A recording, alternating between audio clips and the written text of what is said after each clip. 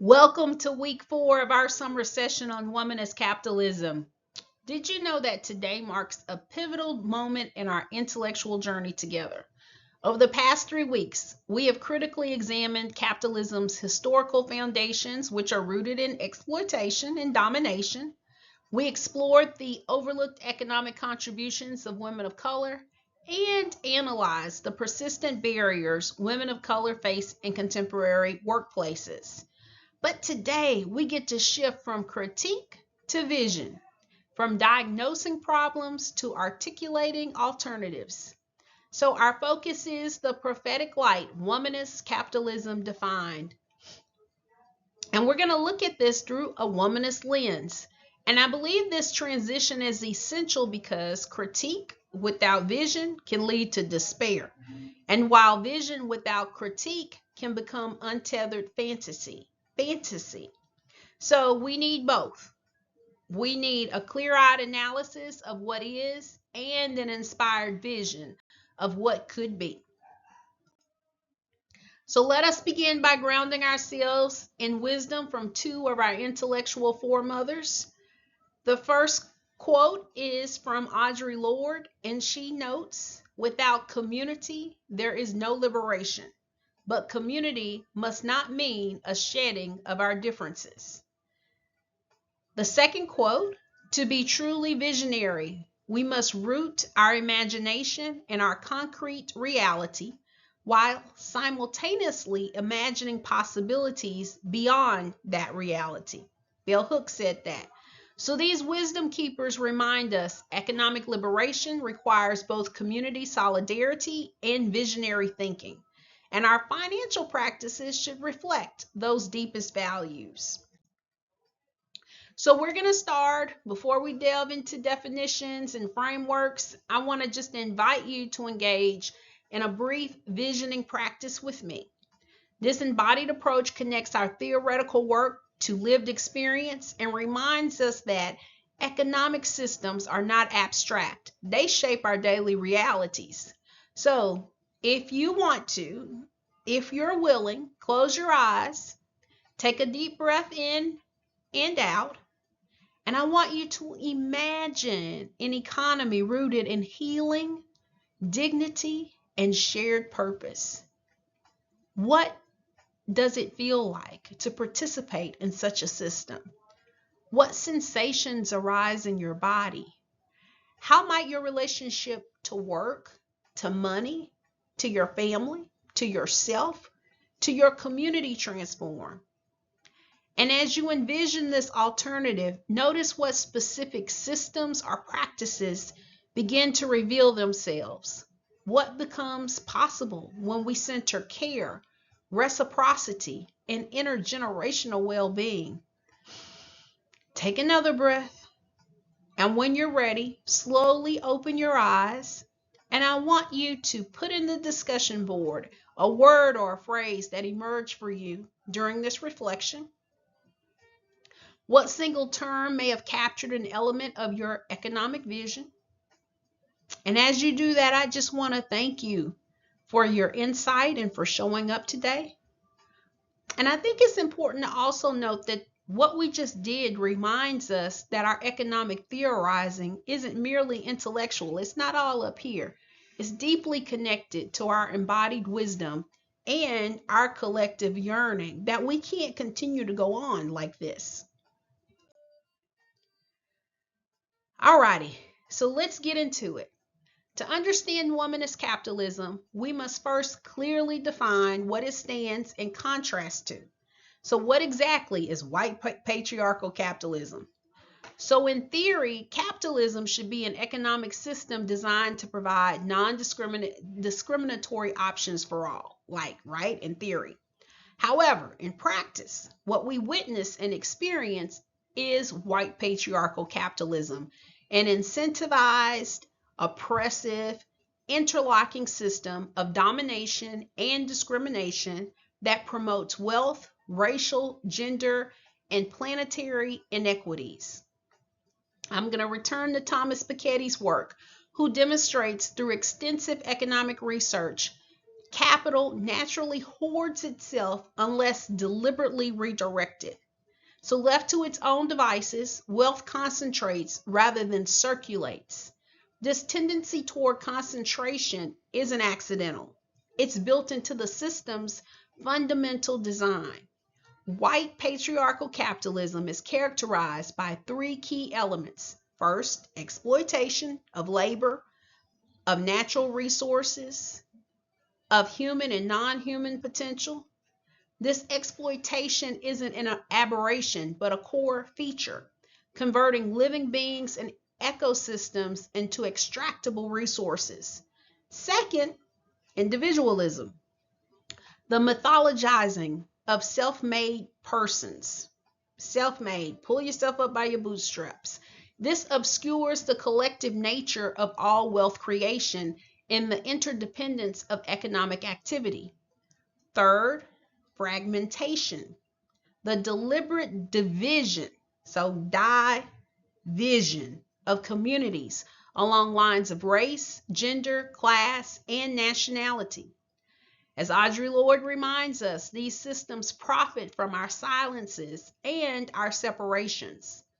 The manifestation of white patriarchal capitalism include enslavement, gender and wealth gaps, environmental destruction, redlining, gerrymandering, and various forms of opportunity injustice.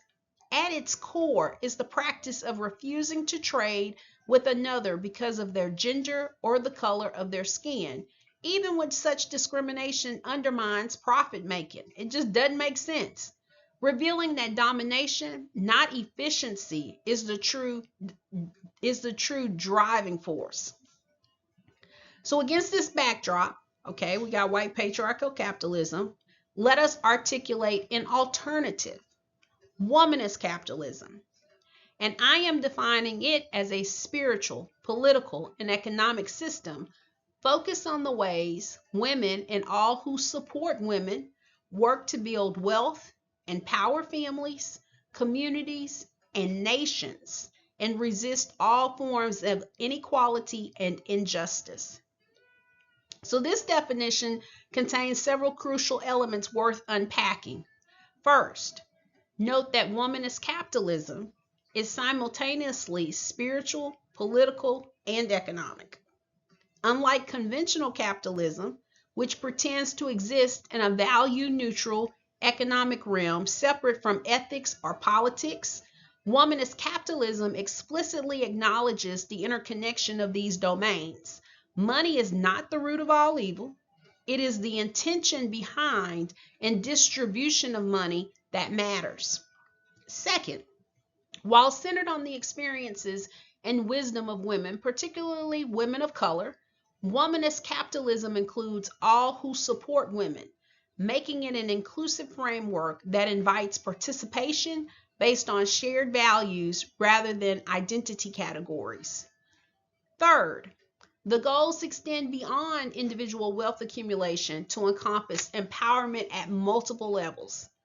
So self, families, communities, and nations, recognizing that true prosperity cannot exist alongside widespread deprivation.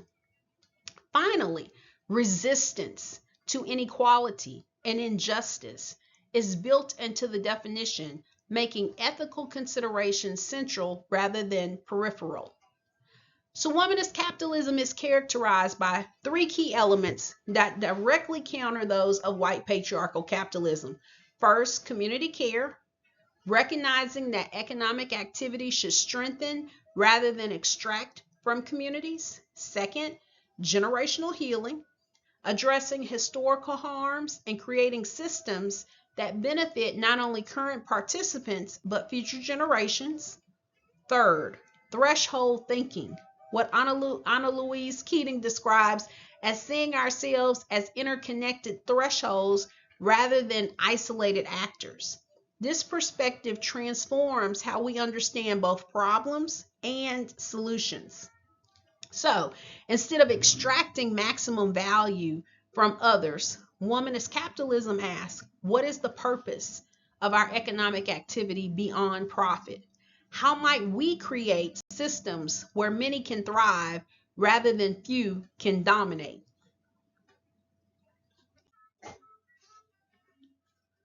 A central tenet of womanist capitalism is replacing extractive mindsets with legacy mindsets.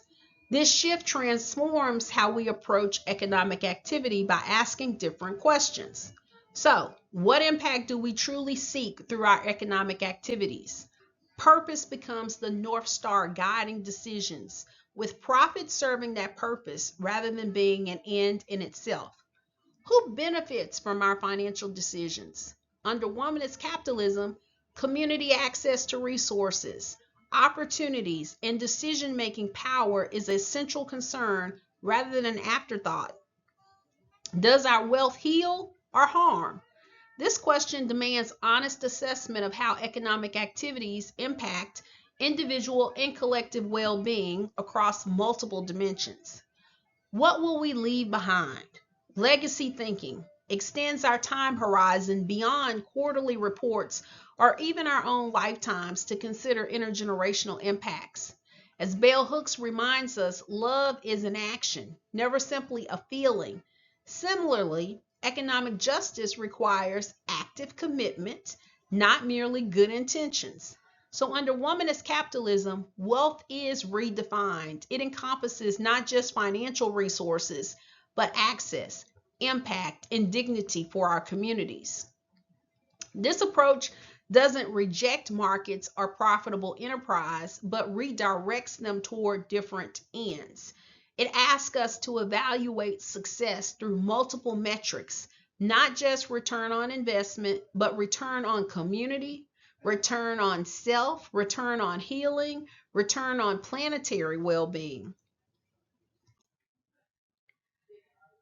So, I'd like us to engage in another critical reflection. Today's all about questions and reflection. And I've got a few more for you. What values currently guide your financial decisions? So, think about that. What values, not what you saw growing up, which also contributes to what you value, but I want you to think about it in the now, in the present. What values currently guide your financial decisions? Be honest about the gap between your ideals and your practices. And ask, can capitalism be redeemed or must we build something entirely new? I don't think it's a simple yes or no question. But what I'm hoping to do here is invite you to consider what elements of existing systems might be repurposed and what requires complete reimagination. My next question: how might ethical wealth manifest in your life and in your community? What concrete practices would shift if you embraced womanist capitalist principles? I want you to think about that for a moment. I'm going to repeat the questions. How might ethical wealth manifest in your life and in your community? What concrete practices would shift if you embraced womanist capitalist principles? So again, I'm inviting us to locate ourselves within economic systems and recognize our agency in either reinforcing or transforming them. So I hope your answers shape not only your individual choices, but the collective possibilities we can create together. So as we conclude today's exploration of womanist capitalism, I leave you with this thought. The future we are creating must be worthy of the sacrifices of our ancestors. Again, the future we are creating must be worthy of the sacrifices of our ancestors. Our economic reimagining is not just about better theories or policies, but about honoring those who came before us and creating pathways for those who will follow.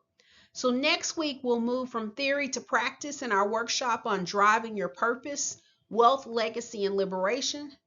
To prepare, please complete the quiz on components of womanist capitalism and identify one skill, one passion, or one value you want to build generational wealth from. This reflection will form the foundation of our vision board work. And remember, the three core concepts we've explored today center around legacy, justice, spirit, and shared power. These principles offer infinite possibilities when we align our wealth building practices with what we value deeply. Again, I want to thank you for your engaged participation today, and let us continue to imagine and create the economic systems we deserve.